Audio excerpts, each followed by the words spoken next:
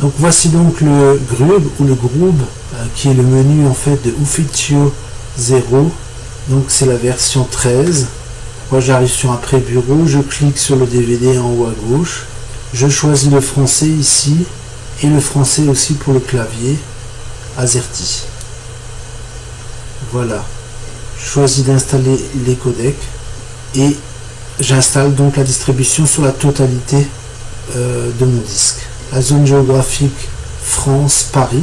Je vais renseigner mon prénom, mon nom. Je détermine un mot de passe. C'est pas la peine de choisir des majuscules ou des signes de ponctuation. Vous pouvez prendre uniquement des chiffres. Voilà, et l'installation se met en route. Alors Ufficio 0, c'est une distribution très agréable, très intéressante et la bureautique. C'est une distribution que j'aime beaucoup, plutôt spécialisée dans le multimédia, qui est basé sur Linux Mint, mais aussi sur D1 et sur PC Linux OS. Alors c'est surtout Linux Mint qui va transparaître. On a une image ISO qui ne fait que 2,9 Go. Donc si vous aimez beaucoup Linux Mint et que vous cherchez une distribution un peu plus légère pour peut-être un PC un peu plus ancien, donc voici les caractéristiques de DistroWatch. Ici on est sur SourceForge, on va pouvoir télécharger l'image ISO et bien sûr le site, vous allez pouvoir trouver un forum, un blog et tout un tas d'informations très intéressantes. Voici donc le logo de Ufficio 0. Donc ici à ce moment là je retire ma clé d'installation USB ou mon DVD. Je rentre le mot de passe que j'ai déterminé et j'arrive donc sur un bureau. Je commence par taper écran. Pourquoi? Je vais choisir affichage. D'après vous, je vais simplement adapter l'image à mon écran. Donc vous voyez, on a plusieurs solutions pour les 16 neuvième et les 4 tiers. Alors moi j'ai un écran 16 neuvième, donc je vais choisir la première de 16 neuvième. Si je choisis les autres, en fait, je vais avoir quelque chose de trop zoomé et je vais peut-être être embêté lorsque je vais devoir fermer des fenêtres. Deuxième chose, sudo apt remove time shift. Non, vous ne rêvez pas, je vais tout simplement supprimer le time shift. Time shift qui permet de créer une image du système à un moment donné pour revenir en arrière en cas de problème. Alors moi je le supprime carrément parce que il sert très peu, presque jamais. Et si vraiment j'ai un problème, je réinstalle ma distribution, je préfère procéder ainsi. Voilà. Et il se déclenche un peu n'importe quand, donc j'aime pas trop. Au niveau des pilotes, vous avez vu, c'est parfait. J'ai pas besoin de pilotes supplémentaires. C'est un des grands avantages des distributions basées sur Ubuntu et Debian. Donc une première mise à jour conséquente avec 111 mises à jour. Alors c'est une mise à jour qui va durer pas mal de temps, même plus de temps que l'installation, 1 heure, 1 heure et demie, voire 2 heures, suivant la puissance en fait de votre PC.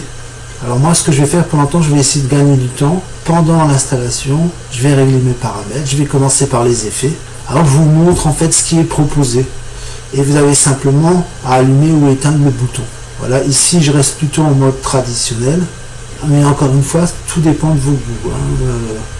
C'est à chacun de voir, d'essayer. On a un bureau Cinnamon, donc qui vient de Linux Mint, et qui propose un grand nombre de paramètres qui vont vous permettre de personnaliser votre distribution. Ici au niveau de la souris, je garde ce qui est proposé. Ici je vais prendre plutôt quelque chose dans les modes sombres et dans les rouges. Ici au niveau des icônes du gestionnaire de fichiers, je vais choisir ça parce que je trouve que c'est original. Voilà, je continue. Donc vous regardez, vous cochez ce qui vous plaît. Donc voilà, on a fait les thèmes déjà. On ne pourra pas tout faire. Regardez bien aussi, oui, au niveau de l'accessibilité. Moi je vais choisir un grand texte. On a une loupe dont on peut donner plusieurs formes à mettre sur le bureau. Donc ça c'est très pratique. Certains connaissent déjà tout ça puisqu'en fait vous avez certainement Linux Mint Cinnamon, vous l'avez essayé par le passé. Donc vous allez retrouver des choses que vous connaissez peut-être déjà. Voilà, vous passez en revue, soit vous l'allumez, soit vous l'éteignez. Action, on va peut-être jeter un coup d'œil aussi. Alors je vous montre un peu ce qui est proposé. Et en fait, il faut cliquer sur le deuxième en haut, sur télécharger. Donc vous choisissez et vous voyez, vous avez une petite flèche vers le bas, à droite. Donc vous cliquez dessus, ça se télécharge et ça s'installe directement sur le bureau. Pas besoin de redémarrage ou de choses comme ça. Ensuite, à côté de la flèche, l'étoile, favori, c'est pour voir combien de gens combien d'utilisateurs ont choisi cette applet. Donc tout un tas d'applets. Alors nous, on n'aura pas besoin de choses du genre wallpaper, du genre fond d'écran. Pourquoi? Parce qu'on a Variety qui est préinstallé. Alors vous le voyez en bas sur la barre d'état. Donc voilà, c'est le deuxième, donc à droite, la deuxième icône, partons de la gauche. Alors je choisis par exemple ça. Alors moi je suis très bureautique multimédia. Et là j'ai beaucoup de satisfaction à utiliser en fait cette distribution, puisque on a que des choses originales. Donc vous voyez là, ma mise à jour continue à se faire, elle est toujours pas terminée, donc je vais la laisser et je vais essayer d'avancer encore dans mes réglages, le but étant toujours, donc vous voyez, vous avez tout un tas de petites applettes. Alors le pare-feu, donc toujours pareil, on a juste un bouton à allumer. Ici en fait c'est Variety dont je vous parlais. Je vais mettre une image tous les 3 secondes pour la vidéo. Et en général en fait vous avez les premiers dossiers, les 4 ou 5 premiers dossiers qui sont cochés. Ici il n'y a rien qui est coché, vous allez voir, c'est assez c'est pas très courant. Voilà. Donc je continue. Vous pouvez aussi ajouter un dossier personnel. Alors là je ne retrouve pas la grosse horloge que j'ai l'habitude de retrouver dans mon Variety. Et je vais choisir du rouge ici, donc une préférence pour la couleur rouge. Moi, non, en général dans personnalisé, j'ai une grosse horloge à choisir. Ici je la trouve pas, c'est pas grave. Là je vous laisse faire. Alors soit vous allez le trouver dans les applets, soit vous cherchez dans la Logitech. Pour moi il n'y a pas, c'est pas important, donc je passe. Donc le but c'est toujours d'utiliser le plus rapidement la distribution. Donc on a dit une image ISO qui fait que 2,9 go, et le souci c'est quoi? C'est qu'on a en fait un noyau assez ancien qui fait 5,15, mais c'est compensé par tout un tas de petites applets que vous avez dans les paramètres. Donc on va agrandir uniquement le texte. Ici je suis dans les paramètres de Firefox. C'est au niveau du langage, je vérifie l'orthographe, j'ai pas besoin de vérifier. Je ne fais plus de fautes d'orthographe, donc pour moi c'est plus s'encombrer qu'autre chose. Donc je demande toujours aussi de ne pas me pister, donc vous passez tout ça en revue. Au niveau recherche, je vais plutôt prendre DuckDuckGo, mais là aussi ça dépend de vos préférences, de vos habitudes, de vos souhaits. Voilà. Vie privée et sécurité, là je laisse en mode standard parce que je trouve que ça fonctionne assez bien. Alors là j'ai pas trouvé, demander aussi de ne pas me pister. Oui, pour l'historique c'est bien de passer tout ça en revue. Donc un noyau 5.15, c'est assez ancien. Alors ça veut dire quoi? Ça veut dire que vous ne pourrez pas utiliser de versions récentes de certains logiciels. Il faut savoir que Linux Mint est actuellement au noyau 6.8, Ubuntu au noyau 6.14. Donc vous voyez, c'est beaucoup plus récent. Donc je choisis uBlock et I don't care about cookies, donc pour supprimer les cookies automatiquement et bloquer les publicités. Alors là je vais choisir AI Toolbox qui est très utile, donc c'est un assistant logistique. Alors pour choisir donc un thème, donc vous avez vu, j'ai tapé Animated et Red en anglais comme rouge, donc quelque chose de rouge et d'animé, et j'ai trouvé ceci qui en fait c'est des arbres et ça bouge un petit peu. Donc tout ça c'est, voilà, c'est très vite personnalisé. Firefox, bon, c'est très connu, ça marche bien. Je vous montre le site Ufficio Zero. Donc vous voyez la traduction, en fait, ça marche. Vous allez toujours traduire la page si vous cliquez. Donc voici, on arrive sur le site et en fait vous pouvez choisir votre distribution. Il en existe plusieurs en fait. Donc là ça redémarre. Vous avez aussi une distribution avec un système de récupération. Ça c'est le relevé de système. Donc c'est un carré que vous allez trouver sur la barre d'état en bas à droite. Et ça c'est le panneau de bienvenue. Donc vous voyez, nous on n'a pas suivi les choses tout à fait dans l'ordre, mais on a voulu aller vite. Donc voici les différentes distributions que vous avez. Et duplicat, c'est très important parce que vous avez un système de récupération en cas de plantage du système. Ensuite, vous pouvez choisir en deuxièmement, si vous voulez du 32 bits, vous avez ANA, vous avez la version 11 qui est la plus récente, et le duplicat. En 2, vous avez 32 bits ou 64 bits. Et en 3, vous pouvez choisir duplicat, peut-être qui est encore mieux que Ufficio Zero. Voilà, et vous passez directement sur le site SourceForge. Donc il y a un excellent site, il y a 3 excellents sites, il y a JTube, il y a DistroWatch, il y a ce SourceForge. Voilà. Donc là on est sur le site de Ufficio Zero. Je vous traduis tout ça en français. Vous pourrez donc télécharger l'image ISO, retrouver le forum. On va essayer de voir si on peut aller sur le forum. Alors, sur le site, vous avez tout un tas de services pour les entreprises. Alors, vous allez retrouver dans les paramètres tout un tas d'applettes. Voilà, donc là, le forum. Donc, c'est une distribution en fait qui est très développée en Italie et très peu connue malheureusement en France. Et c'est dommage parce que quelquefois, certaines personnes aiment beaucoup Linux Mint, mais ont un vieux PC. Et là, on a vraiment une solution tout à fait intéressante. Voilà. Oui, il ne reste plus que Firefox à mettre à jour. Il peut arriver qu'on ait terminé en fait les mises à jour et qu'il y a encore des choses qui soient proposées. Alors ici au niveau des miroirs, donc je choisis un miroir français et je valide. Ensuite je clique sur le deuxième et je choisis à nouveau un miroir français. Donc vous allez surtout regarder les préférences à régler. Jetez un coup d'œil dans administration. Alors vous voyez, vous avez City, en fait c'est des sites gouvernementaux, donc vous avez l'adresse en fait des différents ministères. Alors ça reste très très général, mais ça a le mérite d'exister. Et vous voyez, c'est directement en français, hein. C'est pas des sites italiens. Malheureusement le site il est soit en italien soit en anglais, donc il va falloir traduire à chaque fois la page. Mais si vous cliquez donc sur City Gouv, et bien vous allez avoir des sites gouvernementaux français. Donc c'est quand même bien fait. Donc c'est comme Linux Mint, si vous faites un clic droit sur le logiciel, vous allez trouver désinstaller et vous pourrez directement désinstaller un logiciel à partir du menu. Voilà. Je clique et là je confirme, je valide et c'est désinstallé. Là j'ai désinstallé XChat, j'ai désinstallé le numérisateur de documents. Donc vous voyez, quand je vais sur web, là j'ai tout un tas de sites avec des icônes rouges qui me renvoient en fait sur le site officiel de Ufficio Zero. Voilà. Et donc vous pouvez essayer, ça je vous laisse faire.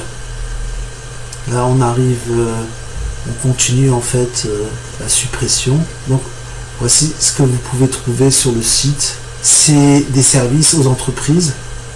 Voilà. Donc là on se rapproche de Red Hat en français. Voilà, donc là c'est fait. Je voulais juste vous montrer ça au moins. Vous voyez à quoi ça ressemble.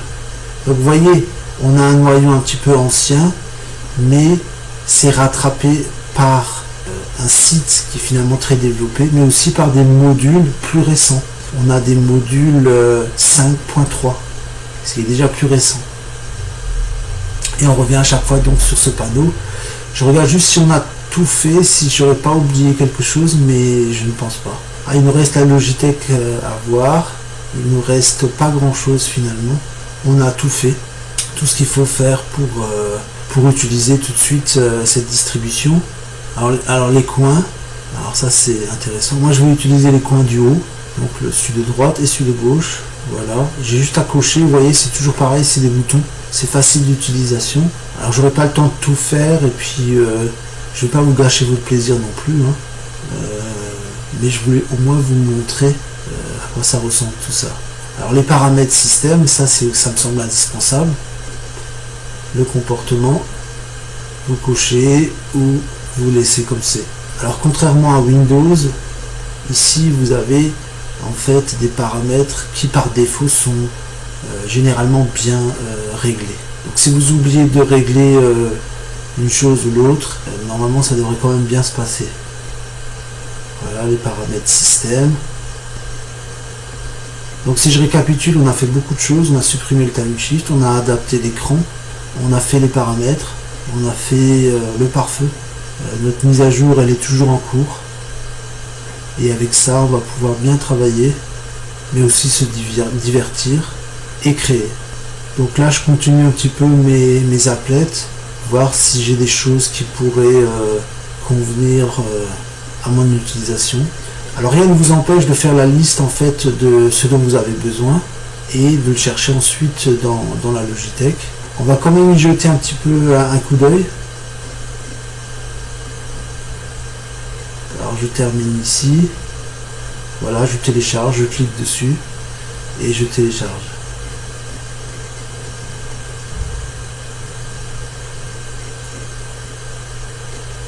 Donc là, il me signifie simplement que quelquefois, j'ai besoin de redémarrer pour que mes choix soient validés. Voilà, on a presque tout vu. Donc à l'usage, finalement, le noyau 5.15, c'est pas très gênant. Alors ça va très rapidement changer tout ça, puisque en fait, on aura très bientôt une nouvelle version de Linux Mint, donc il n'y a pas de raison que Officio 0 ne s'adapte pas. J'ai encore ici des paramètres système à régler. Vous voyez, ça peut m'arriver d'éteindre. Là, je grossis un tout petit peu ma police. Voilà. De toute façon, on va essayer, et puis si ça ne convient pas, on pourra toujours changer. Donc vous voyez, vous avez remarqué que ma barre d'état en bas, elle est devenue transparente. Certaines choses s'appliquent immédiatement et d'autres exigent un redémarrage. Les langues, je vérifie aussi les langues. Est-ce que tout est bien en français? On peut espérer que dans les prochaines versions, on ait une unification des réglages des langues. Les paramètres système, ça c'est important.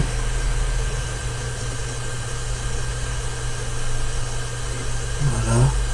Donc il a fini par m'ouvrir, il avait un petit peu de retard pour ouvrir le paramètre des langues. Donc je fais appliquer à tout le système. Je rentre mon mot de passe. Et vous voyez, j'ai choisi des fenêtres flottantes. Voilà. Si je bouge ma fenêtre avec ma souris. Alors je vais quand même vous montrer un petit peu cette Logitech. Alors moi j'ai choisi Calibre, j'ai installé Calibre. Donc ça permet de lire des livres. C'est très connu. Ici on a le logiciel carte. Donc c'est l'équivalent de Google Maps que tout le monde connaît, hein. C'est des services Google qui sont très répandus. Si vous cherchez alors Night PDF, ça j'aime beaucoup. Voilà, donc c'est vraiment pour lire des PDF en mode sombre. Voilà, j'ai trouvé que c'était pas mal. Et ici donc si vous tapez FIN dans votre Logitech, vous avez un logiciel en fait pour faire vos comptes. Voilà, ici vous rentrez les dépenses, recettes. En fait ça vous évite d'utiliser LibreOffice qui peut être un peu compliqué si vous n'avez pas le temps de l'apprendre. Vous pouvez faire vos comptes personnels avec ce logiciel. J'ai trouvé qu'il était plutôt intéressant pour un particulier, un utilisateur. Donc là je vous montre le gestionnaire de fichiers. Voilà.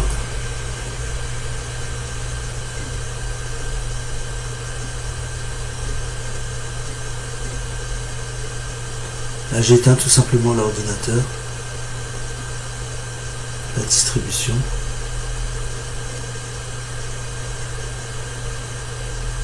Voilà, une dernière chose que je voulais vous montrer. Donc vous voyez, je vais dans mes documents, je choisis un magazine Linux Mint et je l'ouvre avec Brave, le navigateur, et je demande donc à mon assistant d'intelligence artificielle que j'ai installé tout à l'heure, est-ce que vous pouvez me résumer l'article sur les distributions d'entreprise? Et vous allez voir en quelques secondes, voilà, il me sort tout ça. Donc ça va assez vite. Donc là c'est en temps réel, hein, j'ai rien accéléré, hein, c'est vraiment, voilà, c'est terminé. Qu'est-ce que je fais maintenant? Bah en fait, il m'a fait mon résumé, donc je surligne l'ensemble du texte qui m'est proposé, je fais un copier. Alors, il faut bien que je prenne la totalité de ce qui m'est proposé, ni plus ni moins.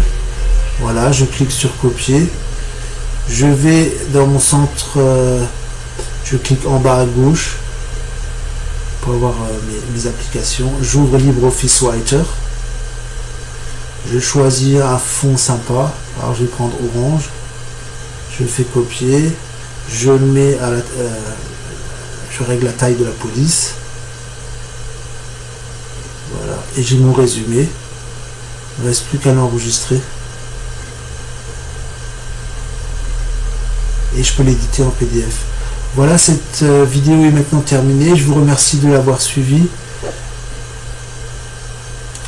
Donc c'était Officio 0 qui est basé sur Linux Mint, qui est une distribution passionnante et que je vous recommande si vous êtes intéressé par la bureautique, le multimédia ou une utilisation générale tout simplement. Je vous remercie encore de votre attention et je vous dis à très bientôt. Au revoir.